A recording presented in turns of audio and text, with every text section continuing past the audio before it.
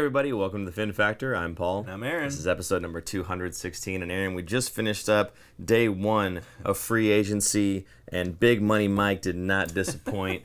The big news here, Tyler Toffoli signs with the San Jose Sharks, 4 years, $6 million AAV. Apparently, this is the largest contract handed out by the San Jose Sharks during free agency, obviously to somebody who wasn't already a part of the Sharks team, because Erik Karlsson, right? You mean during Greer's tenure, or no? ever? Apparently for the Sharks. Wow. So a strange one. I was not expecting that at all, because it doesn't seem like that much money. But if you think about it, usually we're making a trade, or we're re-signing somebody that we've already traded for if they weren't drafted by the team already.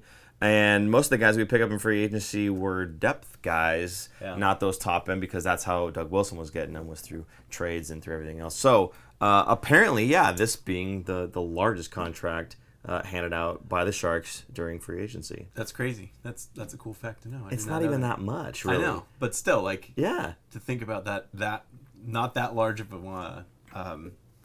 a contract, I guess, but I guess it makes sense because he did trade. Doug Wilson traded for everyone, kind of like as rental players, and then if they worked out, they would stick around and he would sign them for longer contracts. That's weird. One of the most interesting things about getting Tyler Toffoli now actually has nothing to do with Tyler Toffoli. It's his wife. His wife, born and raised in Monterey. And we suspect that this had maybe a little something to do with... Sure. Because he's bounced around quite a bit. He's played for a few different teams. I forgot to write all the different teams down, but certainly I know Winnipeg was the most recent one, and obviously Winnipeg, New Jersey, Calgary, Montreal, Los Angeles. There you go. So he's been around the league quite a bit, and we'll see that trend continue with the next player we talk about. However, to see him bouncing around like that, I think him coming back to California, but closer to Monterey and San Jose, a welcomed thing for the wife, really, to be able to get back to being near family and that kind of thing. So, and again, a 4-year contract. He does have trade protection as well, so they're not going to be able to move him. I think he's going to be very happy being in this area here. Yeah, I think term was probably the reason he signed as well. I mean, location is part of it too, but I don't want to say his wife was the entire reason he signed here, but I'm sure that helped. A sweetener for sure. What do they say? But having 4 years, happy wife, happy life. There you go. Hey, 4 years. I'm proud of you. Proud of you. Thank you. Happily married. 4 years is probably more than most teams were going to give him because of his age. So I think that was another part of the factor, not the only factor. Correct me if I'm wrong. He's 32. Because I think the contract takes him to when he's 36 years old. Correct. He's 32, and he's born in April, so he just turned 32 a couple months ago. So what was all the hullabaloo about Hurdle again? If we want to open that can of worms real quick. How old was Hurdle again, everybody? Was he 30? I think 32. I think he was 30. Was he 32 or 30? I don't know. Anyway, the contract was going to take him to about 36 as well, if I'm not mistaken. So. Right, but their games are a little different. Yeah. And I think Toffoli's game, I think, compared to Hurdle's game. The way Hurdle plays the game, he's a bigger, rough and tumble, more. I don't think he's going to last as long in the league. You know what I mean? I think he's used to it, but that's just me. Right. Anyway, well, he's already had knee injuries, so Hurdle is 30, and he's turning 31 in November. Good for him. November. So don't make him older. My birthday as well in November. Right. Anyway, I don't want to hear about freaking fragile. Okay. Oh, look at that! Look at that! Hey, got it. Nice. Well done, Super. Did you set him up for that on purpose? I had no idea. You had no clue? I didn't even know that was fantastic, everybody. Throw some flames in the chat for Super Producer Jason being on the ball on that one. Okay, so he last season picked up 55 points as a center. Obviously, again, playing for Winnipeg. A slightly better team than the San Jose Sharks at the time. But wait, a center? I thought he was a winger. So he's listed as a center, but I thought he was a winger as well, which is why I put center in my notes. But I always thought this is a winger. We're still talking about Toffoli, right? Yes, we are still talking about Toffoli. Yes. Yeah, I thought he was a winger. I thought he was as well. So, interesting. However, okay, I don't think he's going to play center. I don't think he's playing so many centers. Exactly. There are a lot of centers on this team now, and we could probably go through the full list of them. But I think more or less, like the majority of the forwards that we have on the team can or do play center and will end up playing on the wing, which is a trend that we've seen with the Doug Wilson era as well. Draft a really good centerman, put him on the wing. If your centerman gets kicked out, you got a guy who could take face-offs. Or if you've got an injury, you've got a guy who could fill in and knows what he's doing. Right? Or they get kicked out of the game for doing something stupid. They got someone to fill in. Or just take a penalty in general. Do you have a player in mind? Because that sounded really personal. No, okay. I sensed hostility on this side of the table. No. That's all. Nobody currently on the roster, no. Played for the Devils, then was traded to the Jets. The deadline. There you go, Nick. Thank you. Yes. Okay, so he's got. Let's see. I think you got some stats from that you wanted to talk about. Yeah, I was like, okay, Toffoli's a for the Sharks, especially right now. That's a pretty big name, pretty big landing, I think, for free agency. He could have gone to a contender. Now he has won a cup with LA when he was early in his career. Boo. But I remember Toffoli playing against the Sharks, and he was a very good up and coming at that time for the Kings, up and coming player. So I was like, I wonder where he ranks kind of in general in the league and everything, because he has over 500 points. He has 521 points. That's pretty good for anyone, right? 812 games. That ranks him 509th all time in the NHL. So he's almost in the top 500 of all time players. Not bad company. I'm not saying he's an all-star. I'm not saying he's like a Hall of Fame or anything, but he's up there. He's pretty good. Current active players, he ranks 80th. He's in the top 100 players in career points, if you will. And then also on that list, which I thought was kind of cool, was Mikael Granlund is right there with him. So Toffoli has 812 games. Granlund has 819 games. Very comparable. Yeah. He has 544 points. So he's a little bit more, 20 points more. Yeah, that's not bad. So imagine adding a Granlund for, I guess, roughly the same price, $6 million. Yeah. But he is a score first, shoot first, scoring winger, which the Sharks are lacking. Now they had Hoffman last year, but that was what they didn't sign Hoffman. I think he was part of the trade coming back for Karlsson. That was just kind of a salary dump.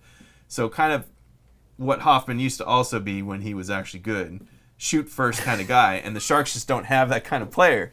So when he was actually good, right? No knock on Hoffman. No, it's what it is. Facts. Anyway, my point is Toffoli is a shooter, and the Sharks are lacking shooters. They have a lot of playmakers, so this is going to bode well for the Sharks' offense. It's going to be good. The power play is going to be good. I gotta say, I have no problem with an overabundance of playmakers because, when we do this with kids a lot too, is, you get a kid who's a very good skater, he'll take the puck and he'll try to wind his way through everybody. And at the younger ages, you might be so much better than everybody else and you can weave your way through. At the older ages, you really can't. You have to learn to move the puck as a team. So even at the NHL level, I'm happy to have a lot of really good playmakers, guys that can move the puck to each other. And get the goalie sliding side to side, get the defense out of position, and you'll end up getting more tap-in goals than anything else. But I certainly do welcome a more shoot-first mentality because there are times where it's not like the Sharks are just passing the puck around all the time, but they just don't shoot the puck. Yeah. We've seen this. Yeah. You take a look at the first period stats, almost every single time the Sharks were never past 4 shots on goal in a whole period. And you need guys that are ready and willing to just fire the puck rather than trying to make the play. And that might speak a little bit to some confidence issues there on the Sharks' behalf. Again, a lot of them being on the younger side, or a lot of them being more that defensive type, that hard-nosed guy to play against, and taking that shot from where a shooter would take the shot. They don't have that confidence. So having Tyler Toffoli come in and really kind of inject that, gusto, if you will, might be a very welcome thing for the San Jose Sharks. A veteran player, and he has a ring on his hand. Yes. Another player that has a ring on his hand along with Nico Sturm. Is it 1 or 2? He won 2 cups, didn't he? Toffoli? Yeah. I think he was too young for the first one. Okay. I think he was only on the second go-around for them. Well, I have to say, I know he was a king at the time, but I did like Tyler Toffoli all the way back then. I thought he was a fantastic player, and I know that when he was available, after he left the Kings and was available, I was really hoping that the Sharks might pick him up when we were still kind of right. We were there. Yeah, we were kind of competitive. So I would have liked to see him play with the Sharks, and he's getting that opportunity now. Like you said, he actually was saying on the the media scrum thing in the press conference, whatever, right? The Zoom call.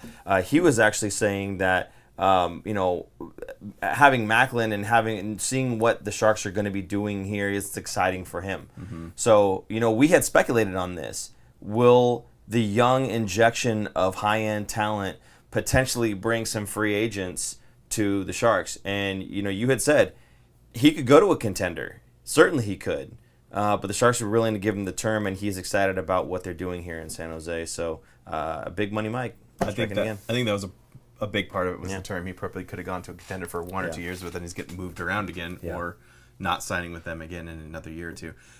He did win one cup with the Kings, and it was their second cup. Gotcha. He was too young for the first one. He did go to the finals with Montreal during the COVID bubble playoff when Montreal somehow made it to the finals that year. It's so weird. He was on that team, so they lost. So he's won one and he's lost one. Yeah. But he's been in the finals twice now. Great experience. He's got a lot of experience. So I'm very excited that they added this piece. Obviously, it's going to help. Now, who was it? Was it Shang that said maybe this helps entice Celebrini to sign? Is that what it was? I'm not sure. Or was it somebody else? Somebody had said maybe this helps entice Celebrini to sign with the Sharks because he is not signed. We still don't know if he's going to go back to college or not. I think it would be a little weird if he went back to college. I don't think he should. Will Smith is already signed, so he's coming, right? Yeah. Celebrini, I am going to say it's 90-10 that he signs with the Sharks and plays with the Sharks rather than go back to college. The only reason I'm kind of iffy on that is then why wouldn't you just say it? Why wouldn't you just pull the trigger? You know what I mean? Are you honestly thinking about this, or are you just... Because, come on. He's been coached, right? He's been coached to say these things. It's probably the same as Will Smith. It's a timing issue. Let's wait another week, spread out the news, rather than everything all at once. We just had the draft. You just got drafted. Why would you need to sign that day after? Give the spotlight to some other things. Because right now, what are the Sharks announcing tomorrow? Do you remember what Doug Benz told us in our last thing? Are we allowed to say what they're doing tomorrow? Okay, go ahead. They're announcing the schedule. Yeah. The schedule's coming out tomorrow. Don't we have a tweet? Do we have a tweet? I know you don't like tweets, so I didn't add any tweets. Go ahead. You have a Someone tweet? had a tweet. This one. Is that the one? Yeah. There you go. Well, that's the today. home opener. They announced today the home opener. So today was home opener is Thursday, October 10th against the St. Louis Blues. Tomorrow the full schedule comes out, and you can buy individual tickets tomorrow. Usually they only open it up to season ticket holders. Yeah. Or you can only buy season tickets and then individual tickets are later. Tomorrow they're going to open it up for individual tickets, and I'm pretty sure that's okay for us to say on the show tonight. I sure hope so, which is why I was playing coy, but the cat's out of the bag now. Yeah, that's fine. We're actually going to put that up at the very end of the show as well, so if you missed that, well, you wouldn't know because you're not listening to me right now anyway. However, we'll show that again near the end of the show. But, so again, Tyler Toffoli, a fantastic signing for the San Jose Sharks, and I think it's timely still because, as I've said, I thought the Sharks were going to be ready to be that bubble team in the second year. And Next season, not this upcoming season. Or do you mean this upcoming season? So, second year is what I meant. But second year of what? Second year. So, this being the first year, right? This coming season being the first year. First year of Celebrini. Yes. Okay. Yes. The year of Celebrini. And then, this year, if he plays, this is the year Celebrini. Right. Even if he doesn't play, this is year one. This is what I'm sticking to, okay? I'm not going to, rehash it. The second year, so 25-26 is our playoff bubble year. That's what I had said in the first place. However, with the signing of Tyler Toffoli, you know me, reckless optimism. I'm honestly thinking the Sharks could make it absolutely not to being a bubble team. Absolutely not make playoffs. Nope. Bubble team. Nope. You heard it here. No. He didn't believe me. Absolutely not. I mean, just absolutely freaking embarrassing. There's no way. There's no way. Only because their defense is atrocious still. It's better than last year. I don't think the defense is there yet. They're not done, people in here. If it was the other way. He said it. Mike said it. He said there's a puck-moving defenseman that they were trying to get in free agency, but they chewed him up real fast, and not the term and the money that they were comfortable with. Oh, right? Did he say the player's name? No, he didn't say the player's name, but he said. But it was somebody who signed. They went right away. So with term and money that they weren't comfortable with, but we're going to see and explore other options. So they're not done on defense. I'm telling you. I don't know. Doesn't matter. Well, I'm curious. I Doesn't want to know matter who they were targeting. The point is, Mike is still out there, and look. This is a troll, by the way. Big money, Mike. is out there and looking right now for an offensive defenseman, a puck-moving defenseman, someone who can step in and help out. You're ridiculous. I'm telling you, I agree. He's not done. And when you add Tyler Toffoli to this mix, okay, somebody who can shoot the puck, and that's one of the things offensively what the Sharks were terrible at all season long, was having these first periods where they had 3 shots on goal, right? Tyler Toffoli is going to really help change that. He's going to be firing pucks to the net. And you're having guys that are more likely to crash that net when he takes that shot, get that rebound. There's going to be more goals this season. I'm like very, very confident that we are not going to be bottom of the basement. We're going to be close. We may not make playoffs. I don't think we will. But we're going to be a lot closer than people give us credit for. I promise you that. I don't think so. Right here, I said it. I think it's too early to say it. I'm not saying anything right now for predictions. That's way too early because I want to see what they do bring in for defense. They're gonna. It doesn't matter. They're gonna bring somebody in that's gonna help out. I'm looking at all the free agents that were signed today. I'm trying to figure out who it could have been. Well, another free agent while you're looking that up that was signed today by San Jose Sharks, Alex Wennberg, who is another journeyman. I said we were going to be talking about a guy who would bounce around from team to team. And this one here, Alex, bounced from Columbus Blue Jackets to the Florida Panthers, Seattle Kraken, New York Rangers, and now San Jose Sharks. So he signed 2 years, $10 million contract, so $5 million AAV.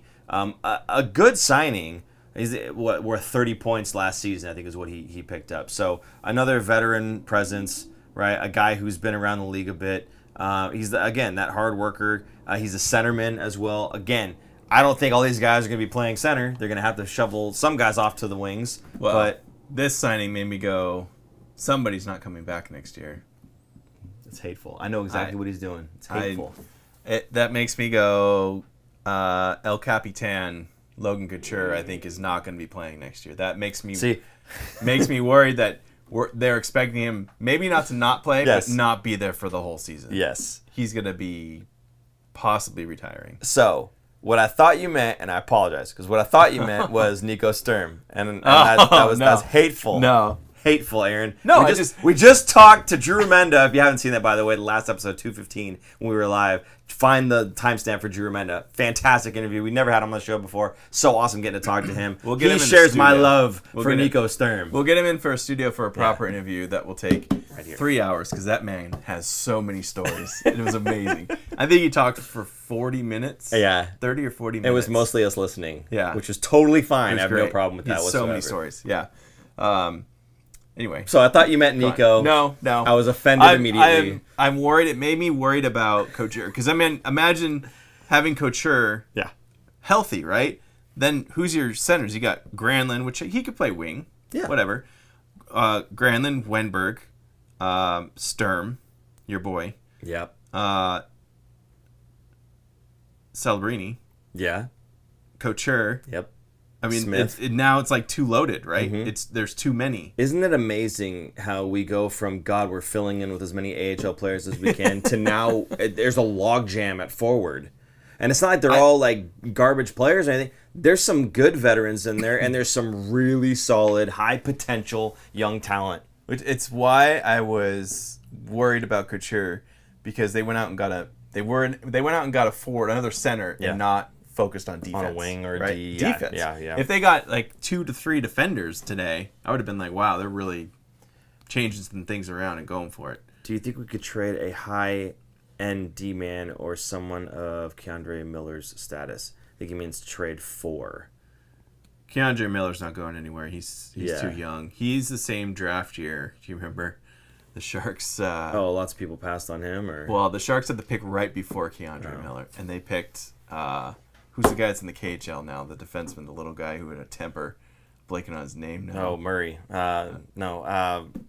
What's his name? I don't know. Nick's probably screaming it right now. Yeah, Nick's screaming it. Was that the 20s? I want to say it's not Ryan Murphy, but it's Merkley. Ryan there Merkley. You go. I'm like they picked Murphy. Merkley right before Keandre Miller. Yeah. They could have had I don't like to look back at picks unless it is back to back like that. Yeah. Like they should have picked this guy. But that was a hard one. That was a tough one. It is what it is. Could the Sharks pull off a trade to get a player like that? Yeah, absolutely. I don't See, I don't think the Sharks are not him, but a player like that. I don't think the Sharks are in a position still to trade. They're not there yet. They don't have a gluttony of prospects to give away for a player that's ready today versus developing players and getting more picks and more prospects in the system. They're not there yet. Anthony Sanchez, Merkley, screaming it. Sorry. Thank you, Anthony. Screaming it. I like that he said screaming it. He threw his sandal, too. His wife throws the sandal, not him. Oh, too funny. Okay, so, Wennberg, again, another solid signing. I feel like, with the exception of Toffoli, there's not a lot of just high-end offense. There's a lot of defensive presence, right? So even if you don't have the defenders in play, you've got the forward group that's going to be a little bit more responsible, and I think that's going to go a long way in the puck getting out of our zone. Mm-hmm. I think it's going to go a long way in us having better possession metrics, which sounds weird because as you know, if it's defensive forwards, you would think that okay, they're not going to possess the puck as much, maybe they'll break up plays. But I think when you're constantly breaking up plays, they're good enough players that, you're going to get it up and out of the zone, and you're going to be able to break into theirs. So, I think that Greer's done a fantastic job with some of the guys that he's brought in. We talked about Ty Dellandrea. We talked about Goodrow, even though he's not very happy about the way it went down. I think he's okay with it being San Jose and kind of coming back. And the fans love him here, so I think he'll be okay after all said and done. I think it was just the way that went down. He was very upset with the disrespect shown by the Rangers. So, and again, so other guys that he's brought in, Grundstrom, for instance, again, there's that type of player that's going to be able to play a lot more defensively, breaking up plays. So I think that's really what he's leaning on. But it is good to see a guy like Tyler Toffoli come in. And again, Wennberg, though not the most offensively gifted, we could say, certainly a lot of experience there and going to be helping out the young guys. So happy with these two signings. I don't know how much else might be coming in the coming days. I do feel like we're not going to be just signing a defenseman out of free agency. I feel like there's going to be a trade. And I think we're not done yet because the defenseman, we were saying this, there's going to be a defenseman on the move, and we have moved defensemen, but I think there's more. I think we've got more coming that we're going to be making moves on here. I think he wants to bring in somebody who's a little bit more of a puck mover, right? So he's not done yet. I'm pretty sure he's not done yet. And I'm looking forward to the next couple of days to see what he does to make that happen. Did Brandstrom sign somewhere? I sign him? Do not know. I know those guy you were high on, again, a puck mover, right? Well, not high. He did sign. Given the draft. He signed with Ottawa. They signed him for a 1-year deal. Okay. I thought that would have been a good pickup just because he was so young and still... And you could throw it in Vegas' face for originally picking him and then trading him for Stone and then using it against him. But just looking at the remaining free agents of defensemen. Okay. Nate Schmidt, Tyson Barrie, Klingberg is another one. Goligoski is a lot older. Tony DeAngelo, probably not worth the headache. Yeah. No, thanks. Shattenkirk is definitely an option. Giordano. I've heard that name a lot. Yeah. I wouldn't mind giving Giordano a 1-year contract. He's 40. But he would be more of a mentor role, leader role for 1 year. Kind of like when Rob Blake, before he retired and he played with the Sharks. Do you even remember that? Yeah. He played for a season here. That was crazy, like the very end of a season. I wouldn't mind that signing. Definitely not long-term for any of those guys. 1 to 2 years at most. Which maybe that's why nobody's signing right now, is because they want longer term. Who knows? I mean, I can't imagine Giordano wants more than a year because he's 40. Nobody's going to sign that for more than a year. But, yeah, Devereaux, he's 40. He's a man. He's still a kid. He's younger than me. Does Vlasic stay or go Anthony Sanchez? Vlasic isn't going anywhere. He's not going anywhere. He has a no movement clause. Not even a no trade clause, a no movement clause, so they can't even put him in the minors. Yeah, you can't bury him. The worst they could do is scratch him, which they have on occasion. I don't think he's that bad. Bottom pairing guy, he's fine. Yeah, sure, he makes $7 million, but at this point, we need all the money to get to the floor. It's not about the money. So it doesn't anymore, matter anymore. Yeah. And it's better to just play him out of his contract than to buy him out. And they can't withhold salary, so he's not going anywhere for a trade. So he's fine. I think Vlasic is fine. Bottom pairing defenseman on a bottom team is not that bad. I don't think he's that bad. We're not going to be a bottom team, I'm telling you right now. I'm feeling it. I don't care what anybody says. I don't think they're the bottom. Not like last year. No way. Not, I think we're both in agreement there. They're not going to be in the bottom. You think they're going to be bottom 5? Bottom 10. Bottom 10. I think bottom 10. Because bottom 10 ain't that far away from bubble. I still think top 10 draft pick. Not so... Like, they're still in the lottery and still in the running. There's a chance they could win it. But I don't think they're going to be bubble team. I mean, that's right there. From this season, going from the very bottom to 10th. Mm-hmm. Next season, bubble team. That's what I think. I don't think you go all the way up there with this roster right now, at least. There's not enough. Celebrini needs to get his feet wet. Will Smith. They've never even played an NHL game yet. Yep. I'm not expecting a lot out of him. Celebrini, 50 points would be a great season for him. I'm expecting a lot. Will Smith, probably 40 points. I think they're going to have some growing pains. We're going to be closer than most people think, and you heard it here. I think it's the defense that's the problem. The goaltending I'm happy about. The tandem, Vanacek and Blackwood. Vanacek, actually, last I heard on Vanacek, he's on the ice, he's working, and he's getting through some of his stuff there. He was healthy at the end of the season, and they just said, it's not worth it. Stay out. Yeah. He even said, like, I'm okay. I could go, but there's no reason to push it. So I'm high on both of those goalies. I think we finally got two really solid goaltenders. I think defensively on the forward group we're a much better team, and I think we're not done on the defensive side. And Mike is going to go out and do what he does and just make this roster that much better in the coming weeks. I don't see double-digit losses anymore. We have a new coach too, new system that'll be implemented. A lot of new players. Score double digits. I got you. Okay, scored against double digits. As I was going to say, a lot more bullish than I am. No. Let's do roll call real quick. Okay. Roll call. Tell us what city you are watching from, and are you happy with the free agent signing so far? I mean, there's really only just the two. Plus, but it's and they signed. Well, we can talk about that right now. Luke Kunin and Justin Bailey got re-signed. Yeah. Each, which they're depth players. They really like Luke Kunin. I don't know how much you like him or not, but I like him when he's healthy. Okay. When he's healthy, he's a beast on the ice. Okay. I mean, he's a great third, fourth line guy. You can't ask for anything more. He's not going to be a top 6 guy. I'm fine with that.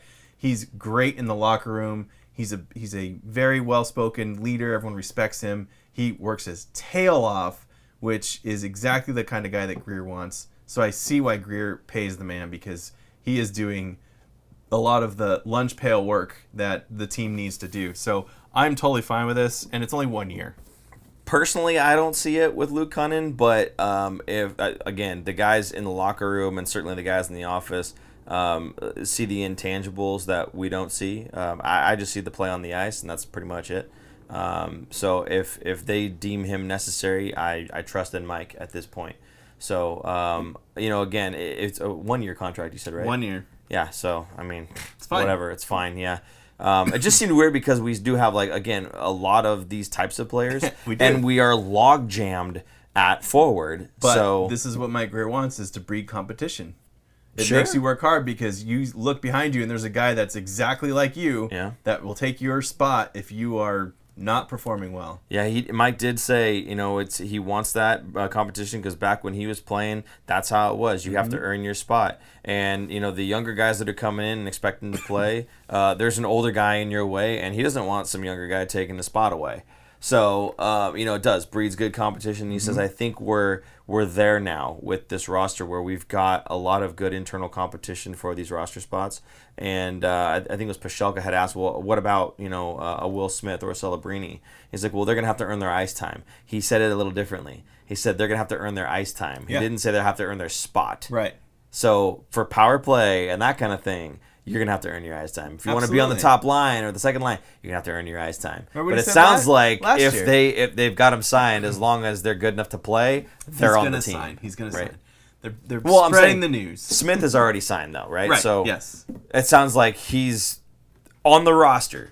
Absolutely. Now, how much playing time he gets is one thing. He's also eligible to go down to the AHL. Yeah. So I have a feeling that could happen, where he gets bounced a little bit, depending on where his game is versus the NHL kind of thing. Yeah. And, I mean, not that the transition's that much different from NCAA, because they play on the same ice surface, at least. It's not a European coming over where they're on the bigger wider ice. And everything, yeah. So that the game is relatively the same, just quicker.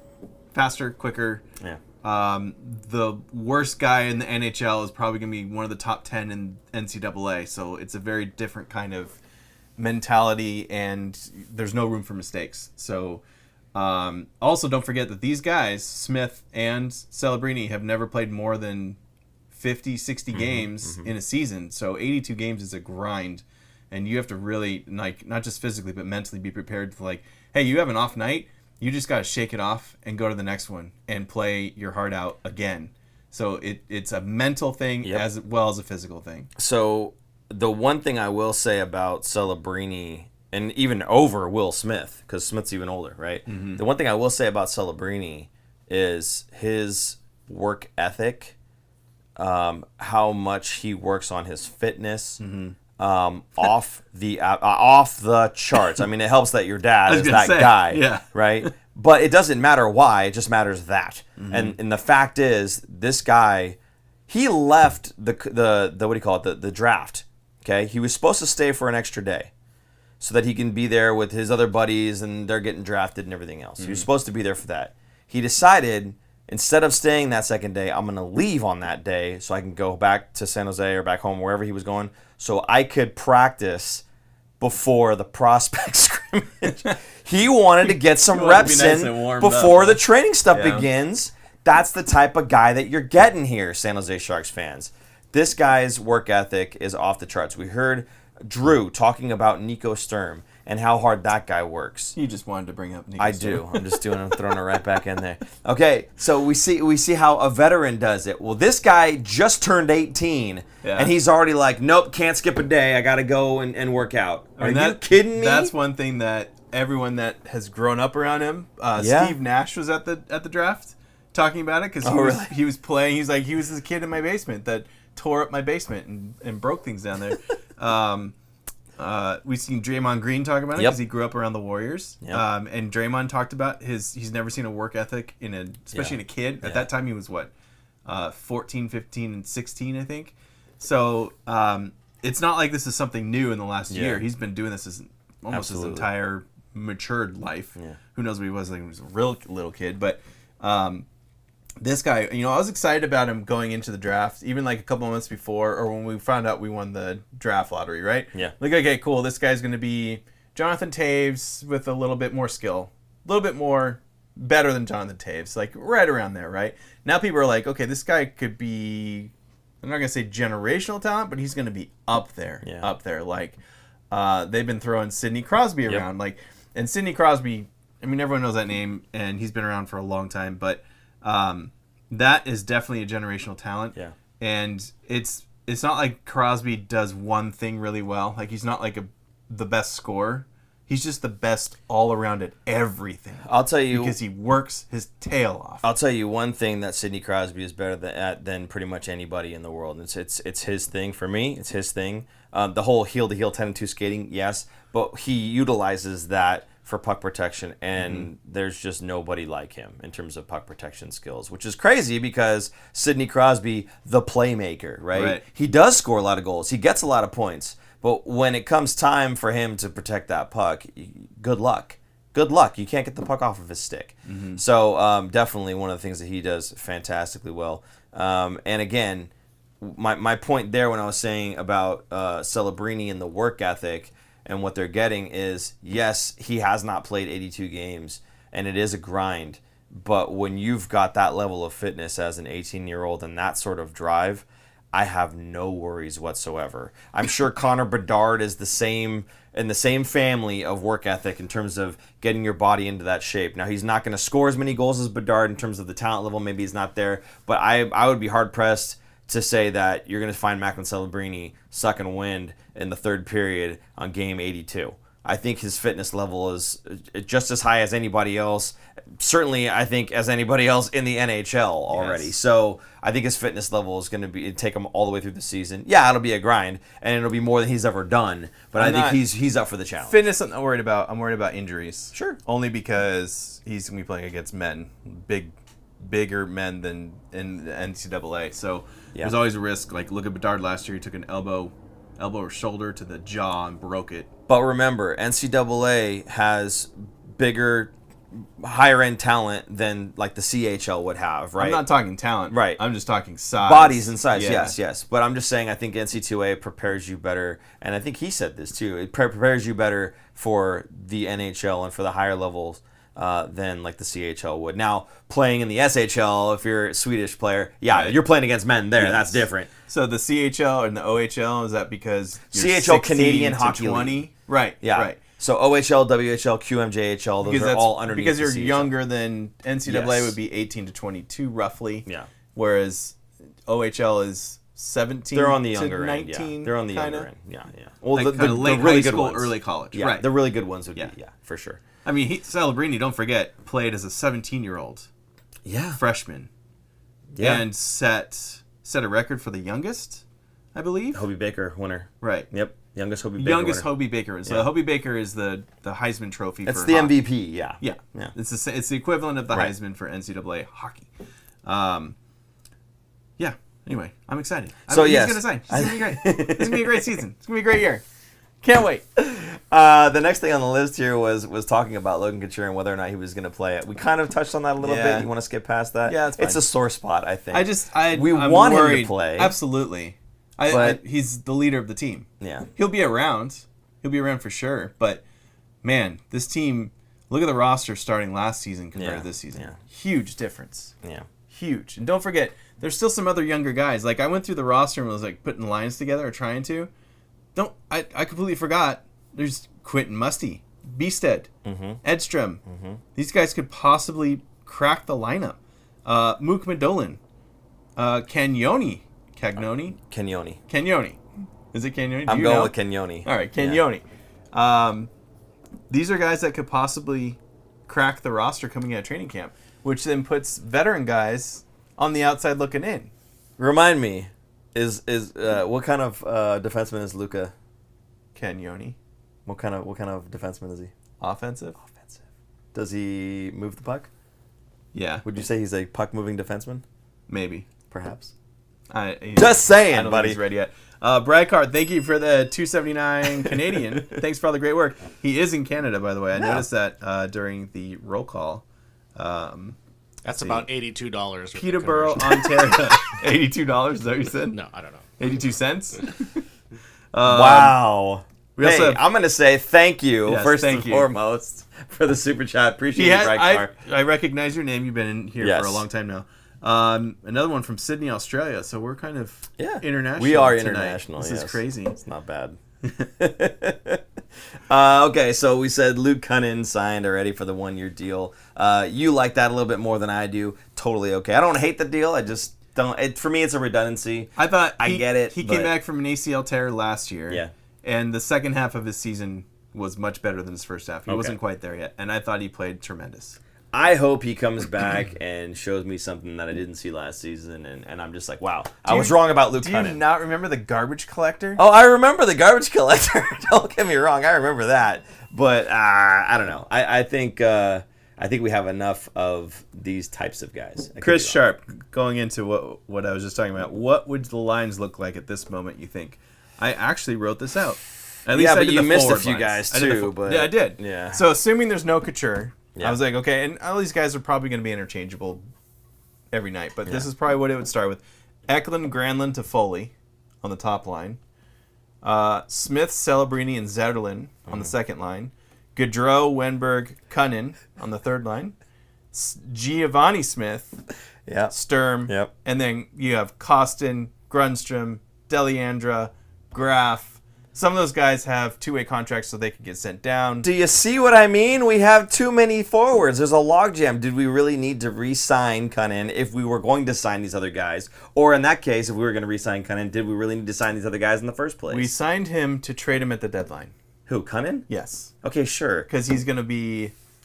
teams are going to want those kinds of guys at the deadline. But we've got 5 lines of forwards. We also needed that to can get play. to the basement. He's just throwing money out. Like, we got to get there. We got to get there, boys. It's a lot of guys. It's a lot of forwards. It's a lot of forwards. Hella dudes. It's hella dudes. Shalina. Hella dudes on the ice. For those of you who don't know, explain that. So, what's your last name? Shalina. Is it Gomez? No, Shalina. Gomez. Shalina. What? Goodman. Good something. Not gonna work here anymore. Not gonna work here anymore. Shalina, who's awesome, but she was saying that whenever there's a too many men on the ice penalty, she calls it hella dudes. Goldman, thank you. Did I say Goodman? I was close. Samsonite. Shalina, I know you're not watching us anyway, so Swanson, it's okay. But like, I mean, just absolutely freaking embarrassing. I don't know if it's a good thing that super producer Jason got those back. I mean, for the people watching, it's a great thing, I'm sure. But for us, just wait till I put the goal horn under the desk Without telling for a us. super chat. yeah, there you go. Okay, so let's see what. Yeah, so you've got all these guys that you're talking. I forget what line they're going to be on. There was a gluttony of forwards that could all play NHL minutes. Right. To me, there's a clear top 6, and then there's a clear bottom 6 now. Like, it's less interchangeable of the top 6, unless there's injuries. But, like, I don't see these guys kind of getting mixed around top 6, bottom 6 as much as we saw in the last 2 seasons, I would say. I feel like the Sharks always had those guys that are second, third, fourth liner guys, and you can just bump them up and down in the lineup based on what they're doing that night. I don't think it was great. So the Sharks also qualified a whole bunch of players, and some of them we just named, I'm sure, but we'll just run through the list here real quick. And I'm going to have you read this off because I cannot say this guy's name, so I'm putting you on the spot. Oh, awesome. Igor Afanaseyev. Bless you. Going to the KHL? He's actually going to the KHL. Really? Yes. So the Sharks retain his rights. Okay. But he's going to the KHL. He's going to play for 2 years, I think he said. Okay. He's got a 2-year contract waiting for him in the KHL in Russia. In Russia. I don't know if it's KHL, actually. It's in Russia. But so he's going to be with whatever team he plays for out there for 2 seasons. But the Sharks will retain his rights. I think this is why they did it. Yeah. Just so that if and when he comes back, you're still our asset. One way or another, they were able to get rid of Ozzy Weisblatt's contract, right? So, whatever. They didn't see anything going on with Ozzy. They probably didn't really care for it because, again, new regime. This wasn't Greer's guy. So, thanks for coming, but we don't really need you. So I can understand why the trade happened, even though they probably already knew that he was going to end up going back to Russia. So 2 years out there, and then we'll see what happens if he comes back. Then the Sharks still retain his rights anyway. Low risk because he doesn't take a spot on your roster. Doesn't take exactly. Okay. So Bordelot being the next one. I can read these off now because I know how to pronounce the rest of these. Bordelot, Brandon Coe. Is it Coe or Coe? Actually, I don't know how you pronounce. I don't know, but my son has a stick. Yeah, he does. He's like, it's the biggest. The blade is shredded, isn't it? Yeah, it's completely. He didn't tape it, so it's like just gone. Tape's not going to help, man. No. That was crazy. Not anymore. Ty Dellandrea, who I'm very high on. I like him. Another Ty, Emberson, who played fairly well when he was with the Sharks for last season. When he was healthy. Yes. Carl Grundstrom, again, big body grinder type, very good PKer. Happy with that one. And then Henry Thrun, who his game last season, I was optimistic. And it just didn't pan out the way I was hoping it would. But he wasn't necessarily bad. He certainly wasn't as good as I was hoping. And my bar for him wasn't even that high. So hopefully he's taking another step forward. I think he is part of the future of the Sharks. I just don't know when we're going to see him kind of turn that around to be closer to what I'm hoping he will be. But those are the guys that were given qualified offers by Mike Grier and the San Jose Sharks. So how do you feel about this group here? You happy with these guys? Again, more bodies. Yeah. It's kind of crazy because some of these guys should be, I think, in the lineup. Yeah. So that just adds to it. Adds to the log jam there. Now, guys that will not be in the lineup were not qualified. What? Possibly. Because they don't qualify them, they want to test free agency. They might have an offer already with the Sharks to sign as a free agent. We've seen that happen before, where they don't qualify them. They go to free agency and they go, not so much. And then they come back and they sign for a cheaper deal. Now, when you qualify somebody, that means you're guaranteeing the payment or the salary that they had the year before. That's the point of it, of qualifying them, right? Like, we're guaranteeing you're going to get this. Yeah. So we retain your rights. Now, if you don't qualify them, they go to free agency. We just saw it with Brandstrom. You could sign them as a free agent for less, and that could be good for the team. It could be good, like maybe they wanted to test free agency and see if there were any other offers out there, and there weren't. So it could be that. I'm not saying that's the case, but there's a chance that those guys will be coming back. I'm not saying it will, but there's a chance. I'm saying there's a chance. So, going off of that real quick. Sure. Okay. With Kalen Addison specifically, remind me again what Kalen Addison is. An offensive puck-moving defenseman. But that's all he is. That's the problem. That was the problem. The power play needed help. Right, Greer is not done. We were running 5 forwards, and it was a disaster last season. Absolutely. And so Greer was like, oh, this is embarrassing. I need to get somebody out here. So he went out and traded Raska and a 5th-round pick to get him. So I mean, all things said, it's still a fantastic pickup, if you ask me. Sure. To get Kalen Addison. I guess. It's a wash. For me, it wasn't good or bad. Raska wasn't going anywhere with this group. And the 5th rounder, whatever. The 5th rounder's for 2026. Exactly. It's not even like coming up. We're going to be a playoff team by then. Right. So, Game Realm's asking about Swayman. Now, Swayman's in Boston, the goalie in Boston. Boston just traded away Ullmark last week. So Swayman is now the legit starter in Boston. So Boston's not going to be trading him. I don't know. You're asking about the wrong goalie, though. What you should be doing is asking about Askarov, right? Correct. Yes. In Nashville. Nashville, thank you. Because they also signed a backup goalie. Correct. To what's their number one? Saros. UC Saros. Yes. UC Saros, the number one. Whoever it was they signed, I can't remember, as a backup to UC Saros. Yep. And Askarov is left in the dark again. This is a guy who looks like he should be an NHLer by now. Not by now. He's only 22. Probably another 3 years away from being a legit starter. Really? Yeah. He's gonna take some time, but he's not gonna be instant. It's more of he was kind of, I don't want to say pissed is the right word, but he posted on Instagram a couple of days ago when Soros signed his extension. Yeah. He was kind of like, oh, things happen for a reason or something, and there's a picture of him on the beach. I don't know. It was something very cryptic and stupid, but everyone's kind of like, oh, wow, like, what's going on? See, the problem for me is, like, yes, I would sign him, but then you'd end up playing him in the AHL because you've already got Vanacek and Blackwood. So unless you move only Blackwood, for like a year or two. I understand. Yeah. But you could say the same thing. Well, it's only for a year or two, a guy, and then once you know what I mean, for whatever team he's with now. Yeah, so, but Soros signed an 8-year deal. Like, there's a logjam for 8 years in front of you. You're not going to wait until you're 30 before you get your shot in the NHL. To be a starter, yes. Right. Absolutely. So I'm just saying getting NHL minutes. I think he's going to get moved out, and I think the Sharks absolutely should move on him if they can, if Nashville's interested in trading him away. See, this is where I feel like you could have him step in as a backup. And you could trade Blackwood for puck-moving defenseman. Yeah, jeez. Hey, see how we keep coming back. See, I would He's like not done. I would like to have Askarov in the system. That would be your blue chip goalie prospect. Yeah. That's already a couple years seasons. Yeah. Get him in and the then NHL what? Promise for a that year you're or not two? going to sign the other goalies to longer-term contracts and give him a shot? Absolutely. In a year or two, you got to prove that you're ready. Yeah. But by next year, when they only have one goalie in Vanacek, you bring him up. So 1 year in the AHL, bring him up next year as a backup for 1 year while Vanacek finishes out his contract. Yep. And you'll know by then as a backup if he's ready to be a starter or not in the NHL. I like it. I like it a lot. I'd love to have him. That would give the Sharks, obviously Celebrini's the blue chip forward. Yeah. Right? Will Smith's the blue chip B forward. Not as good, but he's up there. Yeah. Then we have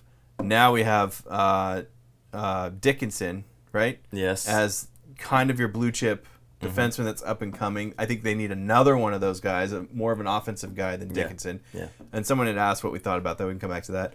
And then you'd have Askarov as your blue chip goaltender. Yes. Then you have one in every position ready to go. Not now, but in maybe another 2-3 years, they're going to be ready to go. And then that's no longer bubble team. That's contender team to me. That is preparing for dynasty team. That's what that is. Yes. Sure. Can't wait. Can't wait. I'm ready to schedule the parade. Anthony Sanchez, would you take a flyer on Ryan Suter? No. No, absolutely not. Yeah, no, I'm good. That would be like adding another Vlasic. Yeah, it would be. It would be. He took a nosedive in Dallas last year. I don't think it's worth it. I'm okay without that. Right. We talked about Luke Kunin, but Justin Bailey, I don't know if you said anything about Justin Bailey and I just blacked out. Or this one's a 2-way contract. Yes. So a 1-year 2-way contract. I thought that was a big deal because that gives them flexibility to bring them up or down. I really like Justin Bailey. I love his game. I know he's not the most offensively gifted guy, but he's that dude that when you watch him skate on the ice and he's tracking somebody on the opposing team that's carrying a puck, watch out because the Bailey train's coming. This guy is he's fantastic when he's tracking a puck down. His legs, he's got big, long legs, and they're just churning when he's out there. And I just love watching him skate and hunt. I love watching the guy hunt. And if you're a player on the opposing team, it's the last thing you want is this guy coming down on you because if he lays the body, forget it. It's over. So, yeah, I'm very happy with Justin Bailey returning. I know, again, he's another one of these guys that is more of the blue-collar, hard to play against. And how many more of these guys do we really need? But he's definitely one of them that I'd be more than like this, and he's stuck in your AHL system. There's obviously a logjam in your fourth line right winger, left winger. We'll give you a third-round pick for him. Yeah. And perfect, done. Yeah. I mean, I'm not saying he's worth a third. No, and to your point again, the two-way contract is so big for the Sharks, for the organization to be able to move a player back and forth without having to worry about waivers and getting claimed and everything else. So yeah, again, very very happy with that one from Justin Bailey. Okay. We talked about didn't qualify. We said Kalen Addison. Jacob Peterson was also in that group, and I kind of go, who? Because I don't remember Jacob Peterson that much, which tells you how much I care about that one, whatever. Yeah. And then Philip Zadina was the strange one on there, as well as Jack Studnicka. He was the type of guy that was a goal scorer, had to change his game to be a good penalty killer, et cetera, et cetera. You would think that, again, he fits that mold, but they're not qualifying him. So maybe they will re-sign him because he's going to free agency, and they seem to like having a whole team full of these guys. That also could have been Zadina saying, I don't want to be qualified. Well, I was talking about Studnicka. Oh, sorry. Yeah. Same thing. Like, they could see the logjam coming. Yeah. Like, we're not going to be able to crack into the NHL roster anymore because there's so many guys. So maybe it could have been both, gone either way. Yeah. But, I wasn't too surprised. Now, Zadina, I thought he played okay for a bottom six guy. But again, now at this point, like, where would you put him in the lineup? He was a high first rounder when he got drafted. Like, you would think that there's a little bit more there. The Sharks gave him an opportunity where, you're playing in the NHL, first of all, and you have the opportunity to play big minutes because it's not like they had a whole lot of talent in terms of competition that he had to break through. He just couldn't get it done. Flashes of brilliance, but he couldn't be consistent. And that is the difference between an NHLer and an AHLer and like a has-been and a never was. Like, if you've got that level of consistency to your game, you're probably going to stick in the lineup, and you're probably going to have the stats to back it up. When you have those flashes of brilliance of what you could bring every night, but you're not bringing it every night, whether it's your fault or not, right? Like, sometimes you're just inconsistent. There's nothing you can do about it. Right? No matter how hard I work, I just can't seem to replicate this performance every night. Okay, fine. But that's the difference between somebody who was picked really high in the draft and couldn't get it done, right? So we've got Nick, Super Chat. Here we go. $5 Super Chat. Are there any decent Ds left in free agency? The blue line still stinks. I love Greer and what he's done, but I can't watch another year of this D-core. Nick, thank you so much for the $5 Super Chat. Does go a long way to help support the show. Aaron, what do you think about if the blue line still stinks, first of all, right. and if you think that Greer is done, and if you like what he's done so far? I like what he's done, except on the defense, and it's not really his fault. I think there's just this free agency is just kind of sucks for defense. I think next year it'll be a little bit better, but I mean the bigger names of puck moving, even semi puck moving defensemen are Tyson Barrie, Johan Klingberg. Klingberg got hurt last year. He only played 14 games. Yeah. And he was a big signing. I think it was Toronto last year, and he just couldn't stay healthy. Tyson Berry's another one that's okay, and then Justin Schultz, kind of. Depending on what Berry wants, I would take Tyson Berry. Shattenkirk is another one, but these guys used to be puck moving defensemen a decade ago. Not so much these days. They're kind of too old. So, who would be the competition on the Sharks though, to fill that role of puck moving defender? Right, currently, there's not really. Exactly. Thrun is probably the only one. So nobody. So really, right? Yeah. So. But again, Nick, I don't think Jake Wallman is the one. Yes, there you go, Wallman. Yes. So I don't think Greer's done. I think he's got another move up his sleeve. He's looking for somebody who's more of a puck moving defenseman. His words, not mine. His words. So I don't think it's a problem. Now, Wickedly Charming here is saying get rid of Pickles with an LOL, and I agree with you. LOL. He's not going anywhere. We know that. He's just gonna ride the bench if need be, right? So that's all there is really about that one. So, but as far as the other defenders and what Greer has done so far, Greer is not done. The season for tinkering with your roster is still ongoing. Right, we talked about, we had that graphic up where it was October, whatever it was, for the opening home opener, right? Mm-hmm. We're not in October yet. We got a long way to go. He's still going to be tweaking the roster here and there. I'm telling you, there's another move coming. I don't know if it's just a signing or if it's a trade or whatever it is, but he's not done. So don't grade him just yet in terms of how this team looks, because again, it's been one day for free agency. Yeah. And again, trades that can be made, signings to be made. There's other ways of improving this team, and Greer is still on the phone. There are two defensemen on IR that are coming back. One of them we talked about, Ty Emberson, Matt Benning. Now, he's not an offensive guy, but... You're right. He's an offensive dynamo. But he is an NHL... When he's healthy, yes, he is a pretty good defenseman, especially for the Sharks. Absolutely. Brings him some experience. So for those of you, by the way, who want to know why I'm always pumping Matt Benning's tires and making him seem like much higher than he probably is, right? It's because he gave both of my sons, a stick each at a practice. And so for me, I've got him on this pedestal of what an amazing human being, which I'm sure he is. I'm not trying to be facetious there. But I always pump his tires about him being just the savior of the franchise and that kind of thing. So if you're kind of new to the show and you hear me pumping up Matt Benning, yes, it's a little, again, facetious. So a little, just slightly, just a little bit. Right. He is fantastic, but it's mostly because of tech issues. What happened here? Anyway, Matt Benning's awesome. Okay, so what else you got here? What's next? We talked about potential lines, and we just got done with the last show was the live at day 1 of the draft. Correct. Should we talk about what happened with day 2 a little bit, maybe? Yeah.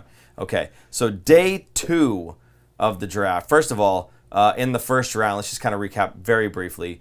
If you have not seen it, episode 215 of the Fin Factor, which is the one previous to this, was a 3-something hour long live show that we did. You need to check that out if you've not watched that, because it was fantastic getting to talk with a lot of the guys that we had come into the booth, the interviews that we had. Drew Remenda, for the very first time getting him on show, was fantastic interview. Loved talking with him. Great insights. And of course, well spoken, because he has to be. That's his job. Much better than you or I. I'm sharp just gonna dressed throw it out too. there. Very sharply dressed. He critiqued himself. Yes, he did. About his little pocket square. Very upset. Not happy with himself. Meanwhile, there. we're in polos. Yeah, we're in polos and He's jeans. in a full suit. Anyway, definitely check that out if you did not. So obviously the Sharks pick Macklin Celebrini first overall. They get Sam Dickinson 11th overall, who was slotted to go as the 6th best player in the draft. So quite a steal there, where they got him at twice as far out as he should have gone. Really good stuff by Greer and company there. And we've got a couple of clips from each of these guys during or right after they were drafted, I guess, and when they were getting the media, the press conference, the media scrum with them. I don't know why he's laughing at me. It's you can never rude. remember press It is press rude. conference. I'm doing the best I can. It's 90 degrees in this place. It's And, very hot in here. It's pretty hot. Okay, Yeah. so what we're going to do is I've got a clip here from Macklin talking to, what is it, the media scrum, the press conference? Yeah. Okay, good. So he's talking with them. We're just going to go ahead and roll the clip for you right now. Draft party at home, it's sold out at SAP Center. So this extension of that, just how good does it feel that there's a lot of excitement for selecting you? It means a lot.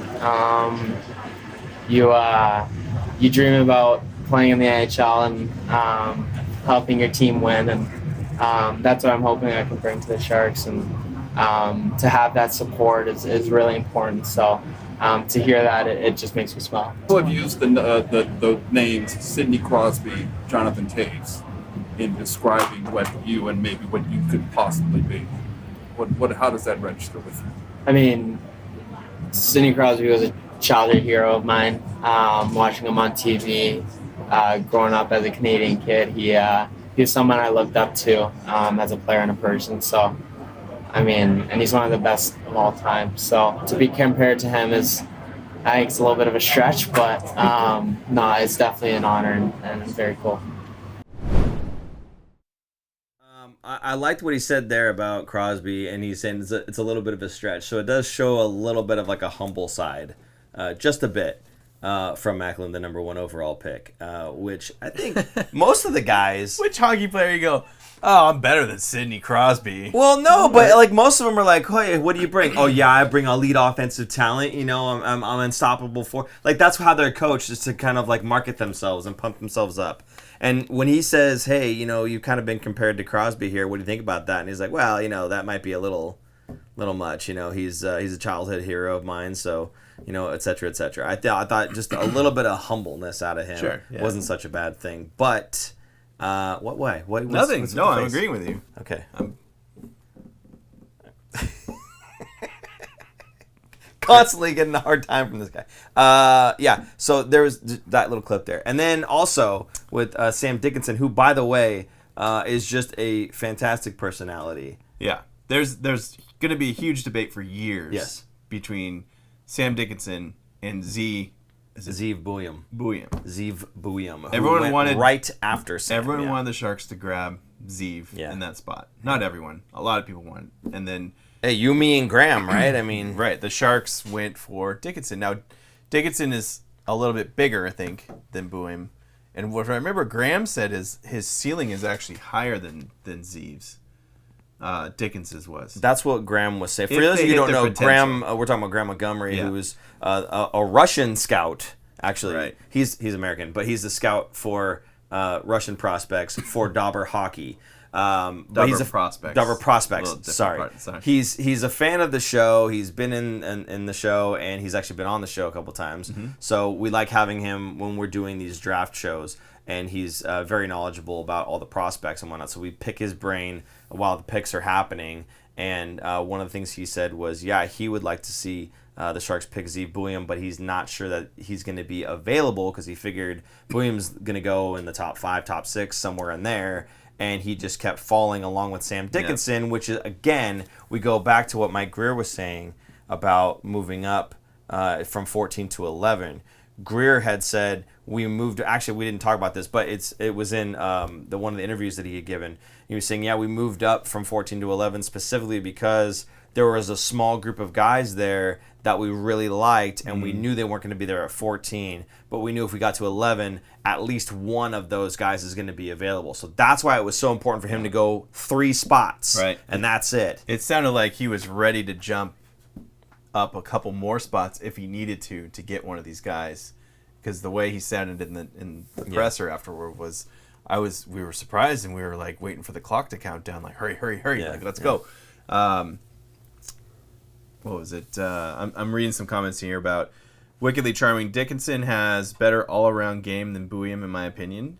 Roy said Dickinson might be the better long-term D. So the only concern with Dickinson's size is that he has already filled out. I don't know if that's that bad of a thing, because he's more NHL ready, I think, than I think some of the other D prospects. So Buium, I think, was 6 feet 0, 6 foot up, right? And he's 6'3". And he's 6'3". So but I he mean, can skate well too. right.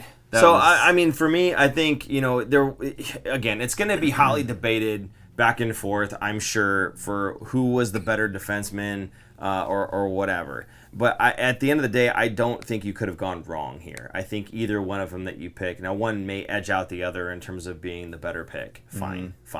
But I don't think it's going to be a situation where one of them is an all-star and the other one goes to the KHL.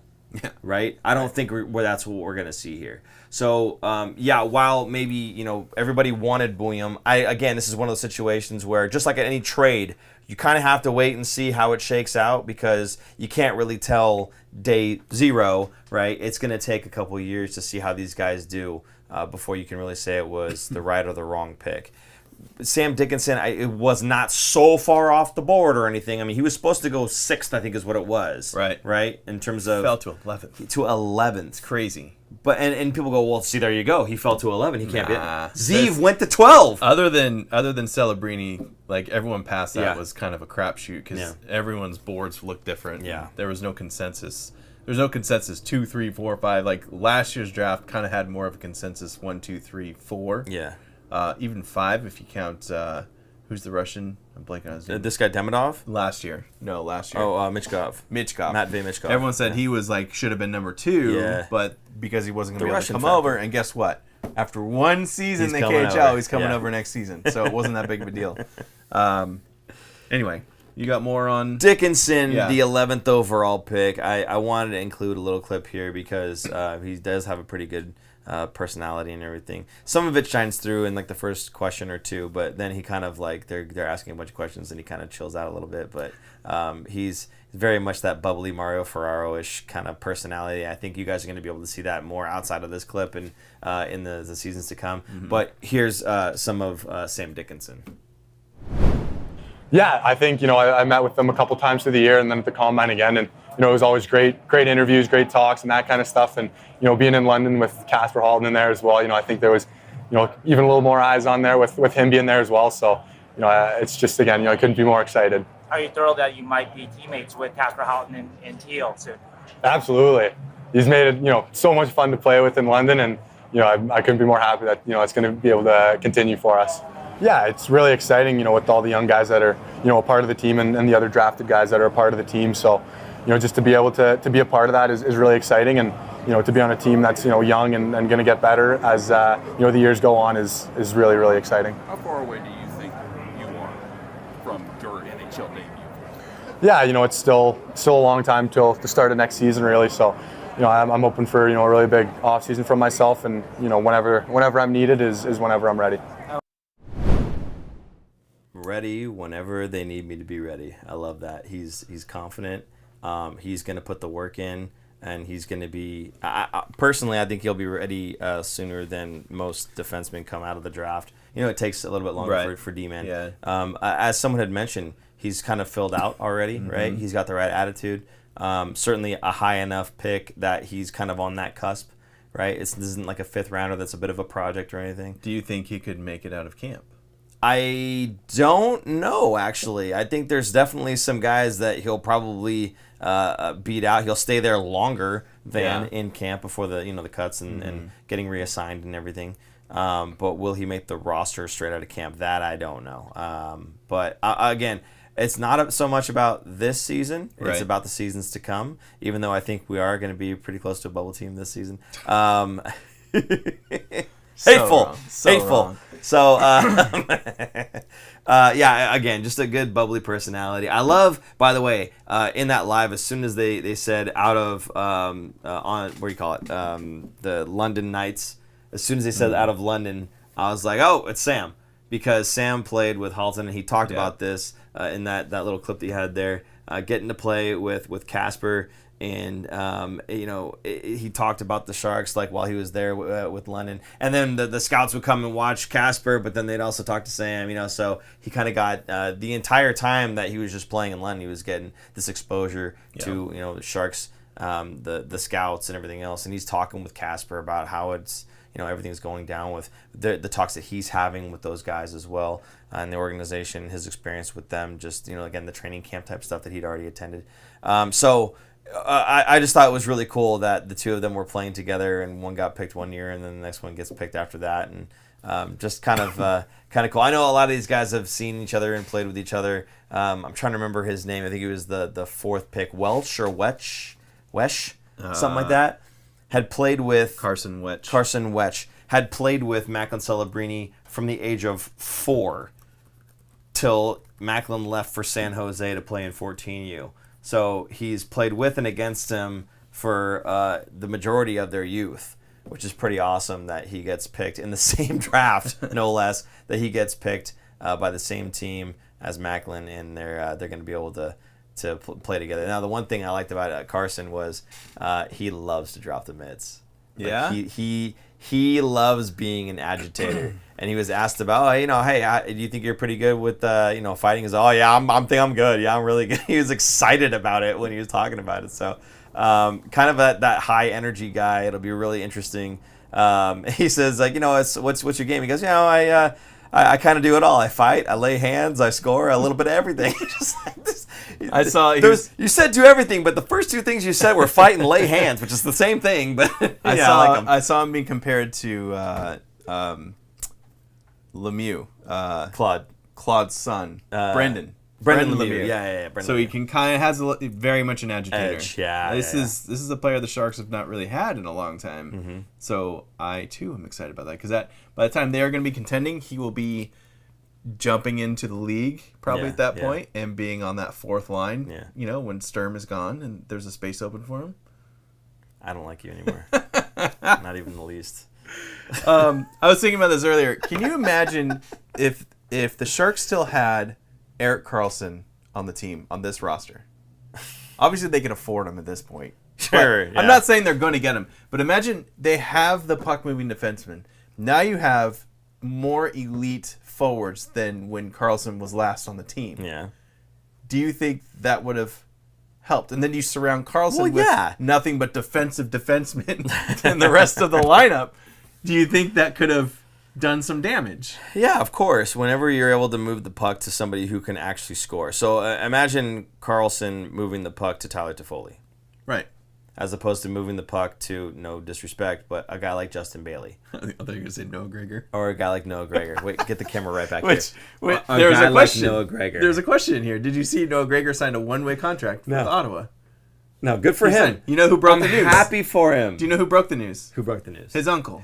Who talked to us on Twitter. That's right. A couple back and forths. I almost feel bad because I'm sure the guy looks at our show and is like, these guys always say something about, it's like, hey, man, it's all in good fun. I like the guy. I wish him all the best anywhere but San Jose because I just didn't see it and it wasn't working out. And why are we beating a dead horse? Just let the guy go, right? Yeah. So that was kind of my feeling on Noah. Again, I hope he does extremely well in Ottawa. Scores 11 goals. Watch out now. Watch out. But I like this. Wickedly charming. We really need a few agitators in San Jose because the Sharks are too much of a gentleman club in defending each other. I agree. That's a culture thing. And I think that is going to change a lot this season because you have Celebrini who's going to need to get protected. Will Smith is going to need to be protected.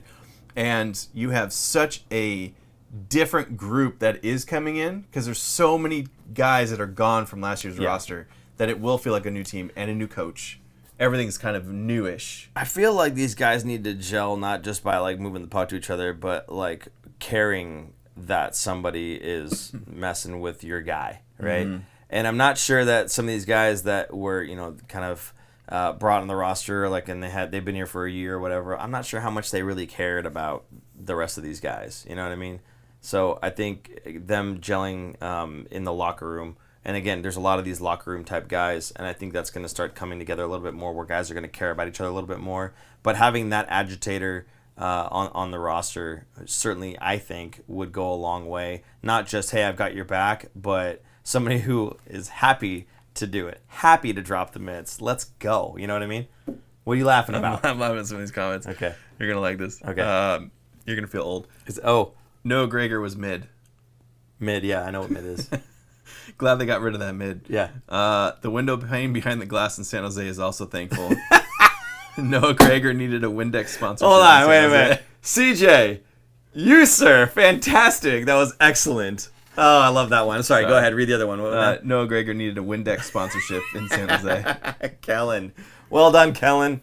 Again, I wish him all the best, and we're pulling some jokes at his expense, but there's no but. I'm just gonna we're pulling jokes at his expense. All right. Let's Greer. I wanted to say. Yeah. Go ahead. I wanted to say Greer also had a little something to say in the press conference. You have a clip of it. I do have a clip of it, All right. and we're gonna show that right now. Let's roll that beautiful bean footage.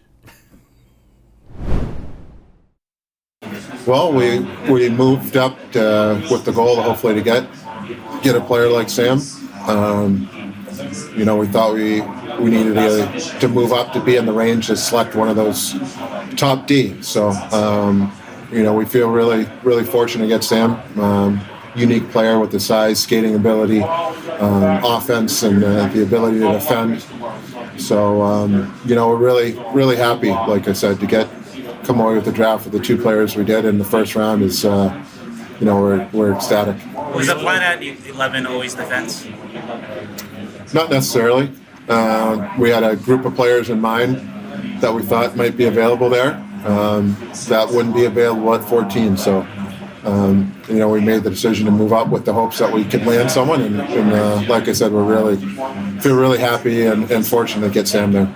Were you surprised to see Sam Dickinson at 11? A little bit. You mentioned Joe Thornton hanging around. What's his official title or capacity with the team? Is he just captain? Jumbo. Is he vibes? All Yeah, vibes? it's just Jumbo and vibes. Jumbo and vibes. No, he's Jumbo. He loves being around the rink. Loves helping the players. Loves being on the ice. Loves being in the gym, kind of, talking with kids and just being around. He just loves the game. At some point, I'll have to pin him down and give him an actual title or role. But right now, he's, I'm really grateful that he and Patty and Mike Ricci are around and on the ice pretty much every day with our group. It's pretty special. So, Jumbo and vibes. No cap, bro. Jesus. Just end the show now. I love that. I love that Joe is around the rink. He's with the boys. He doesn't have a title. He's just there. You can't get rid of him. I love it. Greer's like, yeah, we got to lock him down and give him an actual title. So I said I bet Jumbo's going to be the one that's going to call out the pick because he was the first overall pick, and we were wondering if he was going to come out with his shirt on or off. He was in a suit though, wasn't he? I think he was in a suit. He was in a suit. He was in a full suit. He certainly wasn't topless. Let's put it that way. Well, obviously, but I can't remember what he was wearing. But yeah. But would anybody care if he came out just no, tarps off, boys? I was expecting it. Yeah. I'm shocked that he wasn't. So, but yeah, again, reiterating that Greer did move up from 14 to 11 specifically because there was a group. Now, somebody asked if it was a defenseman that he specifically wanted in that pick. He said not necessarily. So potentially, best player. Yeah, had those two. Well, my point being, had say Bouillon was one of his guys. Had Bouillon and Dickinson already gone, there was another player there, even if it wasn't a defenseman, that he figured would probably still be there at 11. Well, it doesn't have to be defense. It could have been. They have tiers, right? Yes. Obviously, they're probably going for defense first if they're there, and then after that, here's the next tier of forwards. And if all those guys are gone, we'll just trade down. Maybe. Now, the really interesting thing for me was, and again, if you go back and you watch our live, you hear Graham at the 11th pick saying, I wouldn't. Actually, it was during the 9th pick or whatever it was. I think it was Calgary that was picking. He was saying, I wouldn't. I could see them picking Dickinson or Bouillon or even Yzerman. Those are the 3 that we were talking about, right? Mm-hmm. And he was saying, I said, well, as long as they pick one of those, you'd be happy, right? And they don't go out too far off the board. And he said, there's one guy, Igor Chernyshov, and I'm going, I don't even recognize that name, but okay, Igor Chernyshov. I wouldn't mind if they went off the board to pick him. At the 11th pick? At 11. Wow. At 11. Now, he was slated to go closer to I think it was 21 or something like that. The Sharks pick him up at 33. And that's the greatest thing about having that, being obviously the worst team in the league, having that very first pick of the second round, you're always going to pick a guy that everyone thought should have gone in the first round, right? But the crazy thing to me is that's the guy Graham was talking about at 11 as an off-the-board pick, and we still got him at 33. And Graham is spot on. Graham knows what he's talking about. It's not like he just pulled a name out or whatever. He knows what he's talking about. And especially with this guy here, because what is Graham? Graham is the Russian Dobber prospect scout, and this guy doesn't even speak English. Right. So anyway, go ahead. Frykar again. Thank you for the 279 Canadian. Does Noah Gregor get 10 goals next year? Who's he playing for again? Ottawa. Ottawa. No. Yes. Always a yes. That fast. Noah Gregor's always yes. Bang. Well, he's on a one-way contract, baby. He's not getting sent down. Get pushed down. How many pies to the face? Oh, it's still there. My It's God! still there. You know what? I almost brought the empty can. I'm gonna bring the empty can and set it up there too. So. Going back to this guy. Yeah. What I've read is he is all offense and no defense. So maybe he's gonna round out his game a little bit in the next 2 years because he wasn't expecting to be in the NHL for a while. But 2 years. Having this guy in your prospect pool, this is another guy that everyone was very. When people grade the teams on how they drafted, obviously Celebrini, you're gonna get a high draft or a high grade.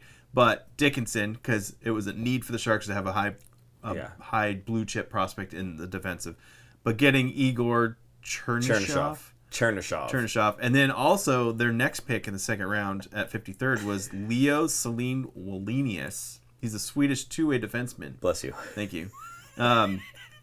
This guy looks like he's going to be a pretty good pickup. Yeah. Probably in the 6th, 7th defenseman once he hits his kind of potential, but not bad. The funny thing is, I think on somebody's board or whatever it was, again, this guy was a late first rounder, and we got him at the mid-late second round, which is awesome. He's you could tell he would normally be speaking Swedish. English is obviously his second language, and hearing him talk. He was talking about how he's a two-way defender, and he kind of gives me these like Tomas Hertl vibes, like the happy smiley kind of, you know what I mean, and the broken English like when he first came in, right? So I wonder if he's going to be that kind of personality that the fans kind of gravitate towards in the same way that they liked Hertl. Maybe not the same because it's Hertl, but yeah. Is he in Russia? Igor? Yeah. So Igor is going. I think he said he's 2 years away. He said he's 2 years away. He's playing for the Dynamo Moskva in KHL. Yeah. Okay. Cool. Which I think Nabokov played for them. I think it's pronounced Dynamo, but I think Nabokov played for them. So he played for They have like two teams.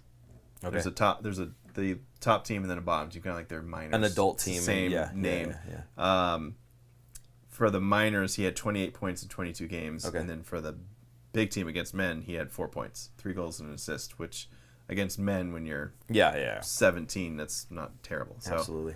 And you said he's all offense and not much else, but again, how many of these third and fourth line blue collar grinder, hardworking, how many more of these guys do you really need to fill your lineup with?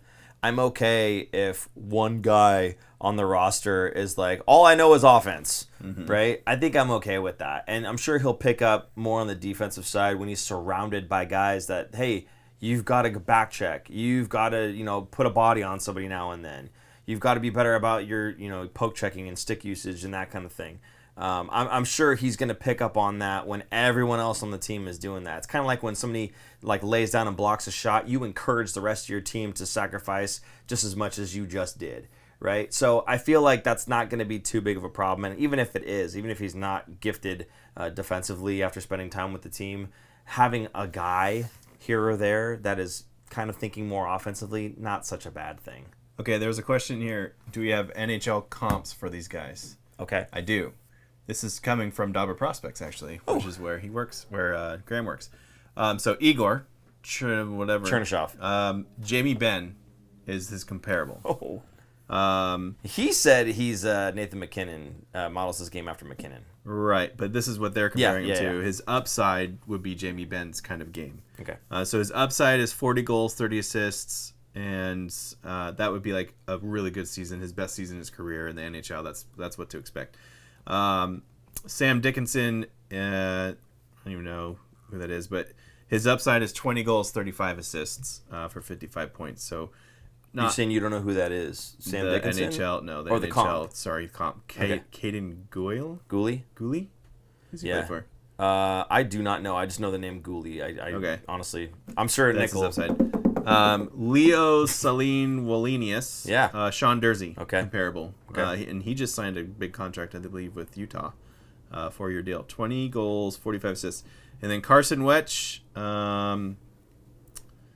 He's just going to be a bottom six guy. Hits, battles, wins, and net crashes and stuff. And he'll drop the gloves whenever anyone dares him to, because he loves to throw the hands. And when I say loves, I mean loves to throw the hands. That's when I saw somewhere else where it said Brendan Lemieux.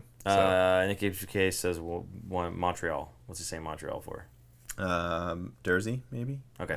Gooley. Gooley plays for Montreal. Okay. There you go. Thanks, Nick. Yep. Gooley, Mondef. Yeah, okay, there you go. Nice. Anyway, I wasn't sure if that was like a mid-comment or not. Sharks also picked up 2 goalies in the second round, which the last time Greer picked up a goalie, he's already gone. It's I forgot who he drafted. I'm blanking on his name. Not Cooley. No. No, but Cooley signed with Calgary. Yes. Which is cool. Good for him. Because there's 2 Bay Area natives playing in the Calgary system. One is Wolf, who's from Gilroy. Yep. And Cooley's from Los Gatos. So, by the way, Cooley said that he would still be rooting for the Sharks. Yeah, that's pretty cool. Other than when they're playing Calgary, of course. But, yeah. Right. So, Kristian Kirch goes in the 4th round. He was, according to the Sharks, who's it, the development or the scouts? The scouts, the head scouting. That was the top goalie on their list. Now, this draft wasn't so strong on goalies. So, 4th round pick on a goalie, sure, it's fine. He could have been the top goalie on their list because they had better goalies that they weren't going to pick because they had guys they were going to pick in those same areas. So the first goalie that we're possibly going to be able to get is this guy. Therefore, he's the top goalie on our list. Not saying that, he's the best goalie in the draft and he just happened to fall to us even though 4 other goalies got taken ahead of him. Well, I think they ranked him as the best goalie in the draft because there weren't any goalies that went in the first round. Like, it weren't. No. There was a few there was a run on him in the second round, though, wasn't it? After him. So they took Kirsch, and then 3 more goalies went after him. Kirsch was in the 4th. There were goalies taken, I believe, in the second round. Oh, okay. Yeah. So my point being, they're saying he's the top goalie on our list. I think it's on their list more than anything else. Yeah, every team has their own list. And then they took another goalie in the 7th round, their last pick, which I'm totally okay with because you have no idea with goalies. Like, and again, according to them, he was the 2nd or 3rd goalie on their list, which... Again, I think it's more their list than it is like we think these are the top 3 goalies, the best goalies in the draft, right? So anyway, okay, I think is that everybody. No, there's Colton Roberts, who I know nothing about. Nate Miskey, who I know nothing about. Both defensemen taken in the 5th round.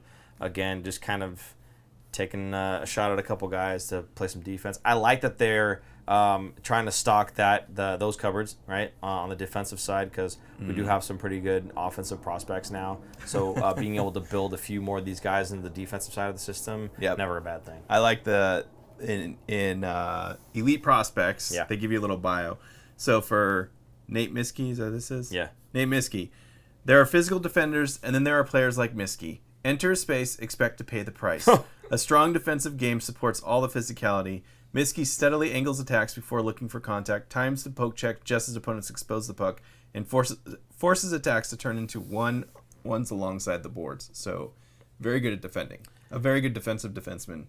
This guy might have been, the guy that I read about. He's 6'4", 209 pounds already at 19 years old. Jeez. He could be the one that's going to be that 6th, 7th defenseman that could break, like, bottom pairing defenseman, but a defensive guy.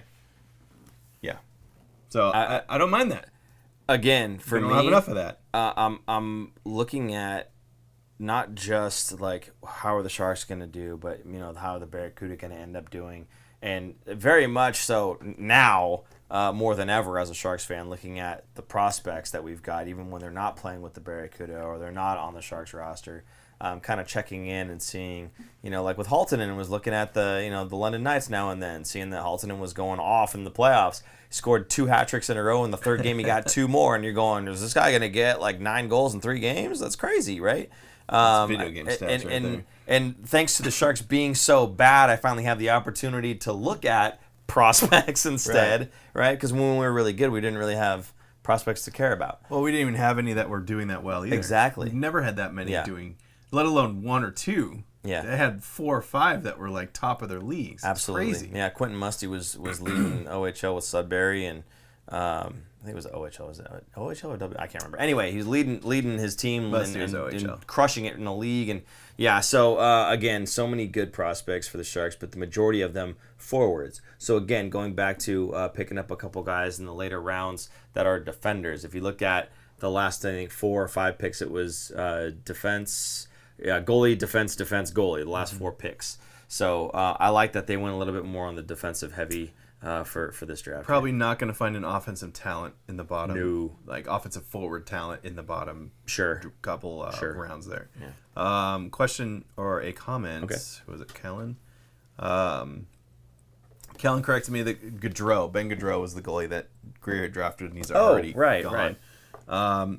Pretty good, 49. Man, next year is scary for free agents. Rantanen, Shesterkin, Crosby, Marner, Hedman. There are a lot of big names. Draisaitl.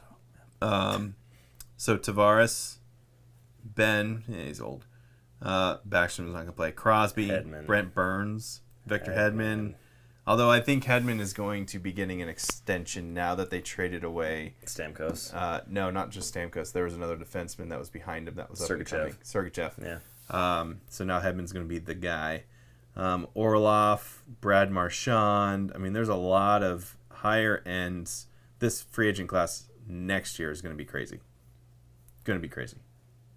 Perfect for when the Sharks are almost a bubble team this season and they look at us and go, man, we should join that group of talented, young, amazing players. I'm telling you, the time to strike is next season. Next summer. For free agents, not this summer. Yes. Next summer. Yes. After we bring in a puck-moving defenseman before the season starts for our playoff push. Yes, Draisaitl's on that list. Why is he not showing up here? We talked about the home opener already, but let's just say it again anyway, and I'll let you get back to what you're talking about. The home opener was announced. It's on Thursday, October 10th, and it's against the St. Louis Blues. Seattle. Jeez. Seattle Blues. How late is it now? 11? Jeez. Yeah, so 101 days away, apparently, as said by the Sharks here. So, yeah, are you going to this game, the home opener? Do you know? Possibly. I don't know yet for sure. Yeah, okay. But I'm waiting for tomorrow for the full season to come out so that I could possibly plan out some road trip games. Okay. I'm kind of more excited to do that. Not that I don't like going to the tank, but I kind of want to see them on the road in other arenas. I think it'd be cool. And to check out a city for a night. Yeah. Go to a game, stay the night, get out of there. Yeah. Just be a quick trip. I think it'll be fun. I wouldn't mind checking out Utah. We've been to Utah for, like I said before in another show, for the kids tournaments, and I couldn't believe how beautiful Utah was. Yeah. I was not expecting that. No disrespect to. Oh, by the way, it's Utahns, like Californians. Utahns. I had to ask somebody at Starbucks. What do you call people from this state? New team name alert. I was like, Utahians. I was like, Utahians? Is it Utahians? Utes? The Utes? No, the Utes is a whole different thing. So they're like, no, it's Utahns. I was like, oh, cool. Now you know. And you're welcome. More information in my brain that I don't need. Is that information mid? Oh, bang! God. Are we done here? I hope so. Is there anything else you got here? No? No, just, yeah. Yeah. Nothing. I'm tired. Wow. Sorry. Hey guys, I do want to say thank you so much, especially the folks that helped us out with the super chat tonight. Again, goes a very long way. Do appreciate you guys supporting the show. If you'd like to do the same thing, you can do that again with super chat function or using Venmo at the Fin Factor. Either way, you get a comment, we'll read it live on the air, and if it happens after the fact, no problem. We'll do it during the next show. You can also go to finfactor.com and check out any of the merch that we have for sale. We have hats, sweatshirts, shirts, custom toenail clippers, all kinds of really cool things that you're going to love in the store there. Some of which not actually in the store, so you have to go and check it out to see what we actually are selling. Aaron. We don't have sweatshirts. We don't have sweatshirts. Wait, toenail clippers are a thing. I don't know, man. Anything else? Pump Spotify for me real quick, will you? Find us on Spotify. There you go. Type in the Fin Factor and you find us. If you don't want to watch us, you can just listen, but you can also actually watch on Spotify because they have the video as well on there. So we are on there. We are on, anywhere you can find a podcast, really. Yeah. So yeah, thank you for all your podcast people. Thank you for not looking at us because I'm sure I don't like to look at Paul every time either. Leave us a review if you got this far in the podcast. All right, yes, leave us Reviews a review. help. Thank you, super producer Jason. Yeah. Do appreciate that. Yes, we are all over social media, despite Drew Mendes saying that it's poison. And as soon as he said that, I pumped our socials. So again, Also, if you didn't see the live, dude, go back and watch. It's hilarious. I know it's like 3 hours long, but you could pick and choose. You could look at the chapters. Definitely the Drew Mendes interview was fantastic. And we have this. Yeah, we do have have the toasters. There you go. Don't forget to share us with any of your shark friends that have never heard of us. So Yes. help us grow. And this season's gonna be great. It's gonna be a lot more fun to watch. Even if they still suck, it's gonna be more fun than last year. If they Well, Shang, if I knew that answer, then I wouldn't have. We would have started off better. Again, if they still suck, I know that they're not going to suck. They're going to be bad, but they're not going to suck like they did this past season, and it's going to be closer than everyone else gives them credit for, and you can always point back to me and say, man, this guy knew what he was talking about. So, on that note... So mid. No cap, Aaron! 4! Super producer Jason. Who's Paul. Sigma? I'm Aaron. What? What was that? It's slang I don't know yet. I'm old. And, He's got the Riz. He's got the Riz. What? He has no clue. Oh my god. Okay, so wait, I said for super producer Jason, I'm Paul. You said I'm Aaron. And I say, and we'll see you guys. When we see you. Whenever we see you. Bye-bye.